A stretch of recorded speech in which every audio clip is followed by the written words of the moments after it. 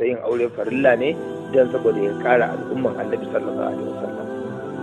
Annabi sallallahu alaihi wasallam ma a hadisinsa mai tsarki riwayar Abi Dawud ya ce tazawwaju alwaduda alwaluda albakara, ku yi aure wanda za ku auren ka auri matar da ke da akwai kauna tsakaninka da ita, ka aure ta bisa bis ɗin kauna, tana kaunar ka sosai kana kaunar ta sosai, soyayya. Alwaduda sannan tukunna alwaluda wanda kuke tsammani mai haifuwa ce shi kenan, sannan albakara ta zama karama. Hawa uku ne, ka duba cewa karama ce din ita ce karshe, ka duba cewa mai haifuwa ce ita ce a tsakiya, ka duba soyayya din nan wannan kwa da babbar mata zai iya shiga, guzumar mata ma dai tana son ka kana son ta kaga ita kake so da ita ya kamata ka aura. Saboda haka soyayya ita ce first, sannan haifuwa yake bi, sannan duba kuruciya. Annabi ya ba da zaɓi haka. To mun duba a nan ma ya zo ne da lafazi na cewa ku auri. To ka gani hakan nan sai suka bata matsayin aure sunna ce amma tana jawo farilla. Ka kuskura kai auren to za ka ɗauke mata walfayanta duka don ta zama maka mata. Zamawar mata za ta baka natsuwa, ta baka kwanciyar hankali.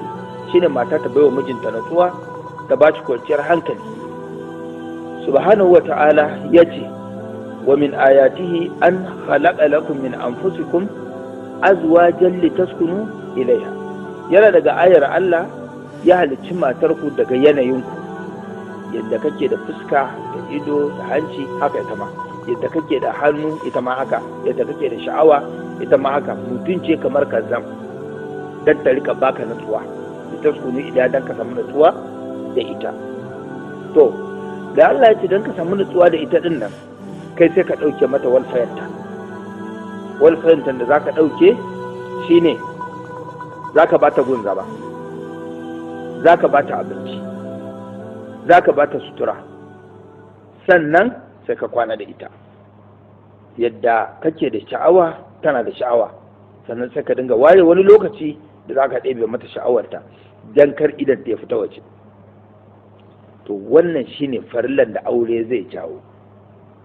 Yadda ka san kana santa don wani dalili, ita ma ta ke son ka don wani dalili, to gyara dalilin nan ita ma ta gyara dalilin nan.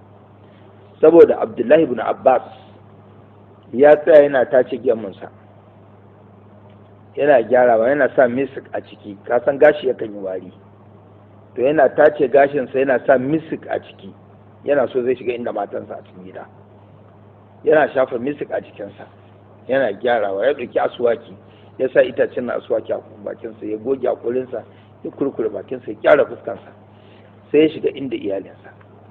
Da ya fito sai sahabi dan uwansa ya ce, dan saboda zaka shiga wajen matanka kai wannan duk kwalliyan nan, sai ce ka ɗauka wani kankanin abu ne? Baka ji Qur'ani na cewa walahunna mithlu allazi alaihinna bil ma'ruf, mata suna da haƙƙi akan ku maza kamar yadda ku maza kuke da haƙƙi akan su ba? Kana so mata ka ta tsafta saboda kai, to kai sai ka fara. Mata ka kana so ta sake maka fuska, to kai sai ka fara. Hakkinta nan na farilla idan ya soka ba sauran wani abu a tsakaninka da ita sai sakan ma juna fuska. Allah ya samu dace. Amin ya rabbal alamin. To Allah shiga ta malam, yadda ka tsara yadda aure take sunna ce akan wani, sannan musahabbiya ce akan wani, sannan kuma takan kasance farilla ce akan wani, sannan kuma akwai da ma ke haramun ne akan shi ya aure. To Allah shiga ta malam, daga cikin mutane akwai wa'inda Allah ya hore wa abin duniya, sannan kuma suka kasance ba sa iya tarawa da mata don halitta, sannan kuma suke son su rufawa kansu asiri ta yadda za su auro wata mata a ce suna da aure, sannan kuma su dinga biya mata bukatu ta kowace hanya, amma banda tarawa ta kuma ta yadda aka haka ta je ta yi abin da ta ga dama a waje, zana da tare su rufa ma juna asiri. To Allah shiga wata malam, irin wannan dabara wani irin kallo shari'a ke a irin wannan jama'a? Shine wanda ke yin aure a hakkin haram din kenan. don me don saboda ainihin aure din yana da manufa. Manufarsa shine ka kare wa matar sha'awa, ka kare maka sha'awa. Allah ya yi mata da sha'awa mai yawa fiye da namiji. Allah ya ɗora wa namiji so matsananci ga mace fiye da mata. Sha'awar da mata takan yi ya fi na namiji, kuma son da namiji yakan yi wa mace ya fi na mata. Shi yasa za ka samu namiji shine zai tashi tafi neman matar zai aure.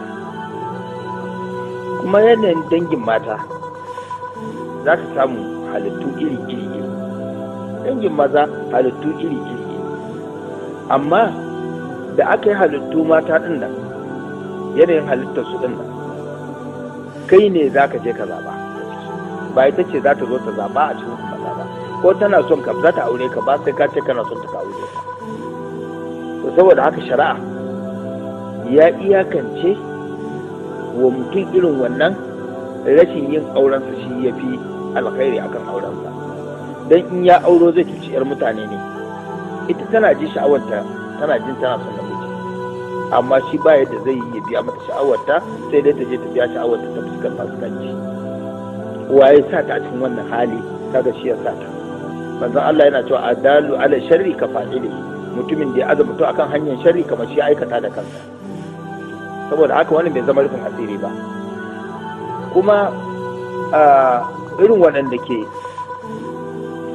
maza ne, su in gari ya waye sai sun kusaci mata,